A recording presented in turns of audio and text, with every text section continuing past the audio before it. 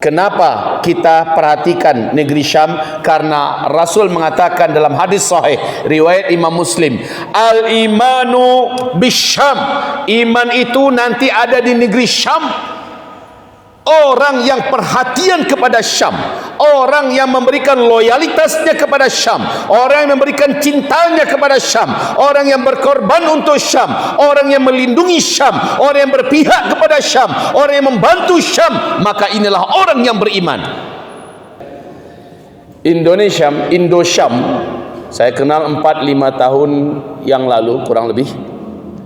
Awalnya saya agak menaruh curiga kepada Indo-Syam. Maaf kepada kawan-kawan yang ada di Indo-Syam, saya menaruh curiga sebab tidak sedikit ada NGO yang berkhianat, yang tidak amanah. Sehingga ketika saya diajak untuk berjalan, berkeliling, saya betul-betul tekankan pada mereka adab-adab. Saya tekankan kepada mereka etika di dalam menyalurkan bantuan umat. Lama-kelamaan sampai ke sininya, rasa yakin dan percaya saya alhamdulillah tumbuh kepada Indo-Syam. Karena saya perhatikan kerja mereka di sana, di negeri Syam, dengan gerak mereka di sini berjalan seimbang. Dan lagi pula kaki tangannya senantiasa dari Indo-Syam ada di sana, Pak. Jadi mata rantai kerjasama ini tidak pernah putus. Timnya ada di sana bergantian dalam rangka menyalurkan semua pertolongan dan bantuan infak, wakaf dan sedekah umat, khususnya di Sumatera Barat untuk Syam. Maka boleh saya katakan termasuk di antara NGO Muslim yang amanah dan aktif dalam bergerak adalah Indo-Syam. Bulan yang lalu saya ikut dampingi mereka. Waktu itu saya menyaksikan sebulan sebelumnya lantai 2 baru dipasang besi-besi, lantai 2. Ketemu kami kurang dari 1 bulan sudah dicor, ya. Kemudian sekarang ketemu lagi, sekarang kubahnya sudah terpasang dan dinding-dindingnya juga sudah mulai direkatkan. Jadi apa yang kami cari di bulan yang lalu langsung disalurkan ke sana. Maka sekarang kalau ada yang bertanya pada saya, Ustaz, saya ingin membantu Masjid Jami Indonesia Syam yang ada di Idlib, Suriah. Saya katakan, nih nomor rekeningnya, langsung tembakkan ke sana. Jadi Bapak Ibu yang kami muliakan, insyaallah Bapak Ibu jangan khawatir untuk pembangunan Masjid Jami Indonesia Syam yang ada di Idlib, Suriah memang disalurkan sesuai dengan niat kita. Baik Bapak Ibu yang kami muliakan, selanjutnya mungkin timbul pertanyaan, Ustaz, bukankah Bashar Assad itu sangat suka menghancurkan masjid-masjid? Bukankah Bashar Assad itu telah meratakan lebih 1.600 masjid? Untuk apa kita bangun masjid kalau bakal akan dihancurkan lagi? Sekolah-sekolah sudah hancur, rumah-rumah sakit sudah hancur, rumah-rumah penduduk telah rata dengan tanah. Sekarang kita bangun masjid, nanti dihancurinya lagi. Saya bantu jawab supaya Bapak Ibu tenang. InsyaAllah pengalaman bertahun-tahun menjadikan Turki mengambil pelajaran yang berat, Pak. Para pengungsi dari Suriah yang masuk ke Turki lebih dari 2.600.000 orang, bahkan yang terakhir saya dengar sampai 3 jutaan orang. Itu yang masuk ke Turki ditampung oleh Turki, dibuatkan tenda-tenda, dan ini membuat beban Turki untuk menjaga keamanan menjadi sangat kritis, Pak. Akhirnya Turki berkesimpulan tidak ada yang boleh menyeberang lagi ke Eropa karena orang muslimin yang dari Suriah menyeberang ke Eropa dihinakan di Eropa. Banyak yang mati terapung-apung, terdampar di pantai sudah menjadi mayat. Kemudian yang pergi ke Lebanon juga mendapatkan perlakuan yang tidak layak. Lari kemana mereka mendapatkan perlakuan yang mengerikan. Akhirnya Recep Tayyip Erdogan, Presiden Turki, buat kekuatan hati, memantapkan azamnya, lindungi satu provinsi dari Suriah. Maka rakyat Suriah yang sudah babak belur, yang sudah tidak punya apa-apa lagi, ingin lari, tidak usah keluar negeri, cukup di provinsi, di negaranya sendiri. Maka provinsi yang dikirimkan militer Turki dilindungi oleh kekuatan darat, kekuatan udara Turki adalah Idlib ini, Pak. Maka insya-Allah untuk Idlib, provinsi ini dijamin aman. Entahlah selama Erdogan hidup atau bagaimana, tetapi insya-Allah taala Bapak Ibu tahu bahwa sesungguhnya negeri yang akan Allah jadikan negeri teraman nanti di akhir zaman adalah Syam. Ya, jangan salah-salah.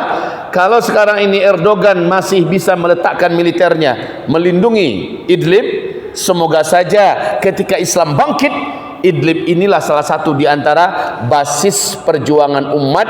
Dan Bapak Ibu harus tahu bahwa rakyat Syam pada hari ini, khususnya Suriah, hampir-hampir mereka tidak ada lagi tempat buat mereka bisa beribadah dengan layak, dengan benar. Masya Allah Masjid Jami' Tiga Balai, Masya Allah Masjid Raya Pasateh Bukit Tinggi, Masya Allah masjid, banyak masjid kita indah-indah semua, Pak. Lah masjid saudara kita di sana solat di luar, ketahuan oleh radar, dikejar dengan drone, dihancurkan. Ya, maka mereka tidak punya tempat. Sekarang tugas kita bangunkan buat mereka. Maka disebut dengan Masjid Jami' Indonesia Syam. Itu namanya kan? Masjid Jami' Indonesia Syam.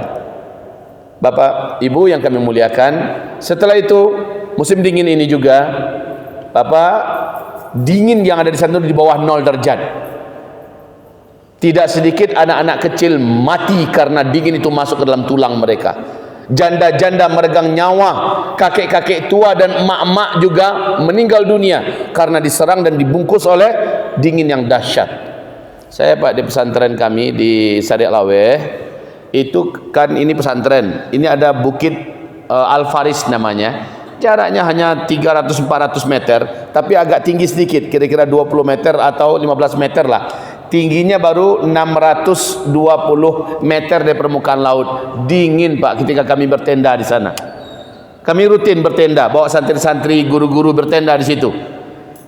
Dingin, satu malam saja hampir rasanya tidak sanggup, apalagi 2 malam. Nah ini bukan berminggu-minggu, Pak, berbulan-bulan, tapi bertahun-tahun. Alhamdulillah, Indonesia termasuk yang paling serius untuk menjaga dan menyelamatkan hidup mereka, saudara-saudara seiman kita di sana.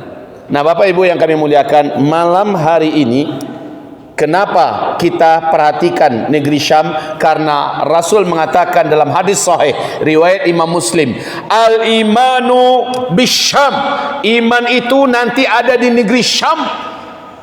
Orang yang perhatian kepada Syam, orang yang memberikan loyalitasnya kepada Syam, orang yang memberikan cintanya kepada Syam, orang yang berkorban untuk Syam, orang yang melindungi Syam, orang yang berpihak kepada Syam, orang yang membantu Syam, maka inilah orang yang beriman.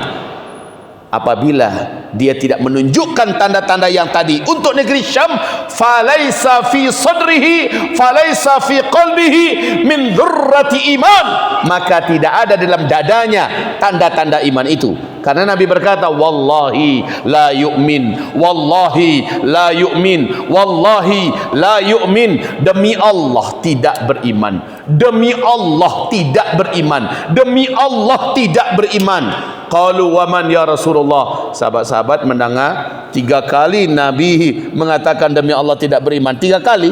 Akhirnya sahabat bertanya, qalu wa man ya Rasulullah, siapa yang kau maksud tidak beriman itu? Qal, Nabi menjawab, man bata syab'ana wa jaruhu ja'i' wa huwa ya'lam. Orang yang dapat tidur sementara perutnya sudah berisi dan tidak lapar. Orang yang dapat tidur sementara dia punya tempat untuk tidur, dia punya selimut, dia punya rumah, dan dia tahu ada muslim yang lain yang susah, ada muslim yang lain yang tidak bisa tidur karena kedinginan, ada muslim yang lain tidak bisa tidur karena kelaparan. Dia tahu, dia bisa bantu, tapi dia diam. Wallahi la yu'min, demi Allah tidak beriman, demi Allah tidak beriman, demi Allah tidak beriman, sampai dia bantu saudaranya itu. Nah, pertanyaan Bapak Ibu, acara model kau agak acok nak dibuat akhir-akhir kau, Pak? Setahun 2 tahun kau agak acok nak dibuat? Agak acok. Tapi mungkin sekali sebulan, mungkin sekali 2 bulan, sekali 3 bulan. Memangnya saudara kita di Suriah itu makannya sekali sebulan? Apakah makan mereka dan butuh tidur mereka itu hanya 1 malam dalam 1 bulan? Tidak, tiap malam. Makan mereka 3 kali atau 2 kali 1 hari. Kita bisa makan, Pak. Kita bisa minum, kita bisa tidur dengan nyenyak, kita punya masjid yang cantik dan indah. Maka tunjukkan pada Allah, kita ini adalah orang yang beriman. Buktikan di hadapan Allah, kita ini orang beriman. Dengan cara apa? Bantu mereka. Seharusnya Pak, kita yang datang ke sana, kita yang ikut bangunkan masjid, kita ikut membelai rambutnya anak-anak yatim di sana, kita yang ikut membantu orang-orang miskin di situ. Akan tetapi kita terhalang karena kita terbatas kemampuannya. Bahasa anda punya, paspor tidak ada, kesana ongkosnya mahal. Maka jika tidak bisa, minimal apa yang kita cari, kita tembakkan sebagian untuk kesana agar kita lepas jawaban nanti di hadapan Allah Subhanahu wa taala. Mari kita solat isya dulu. Habis masuk waktu.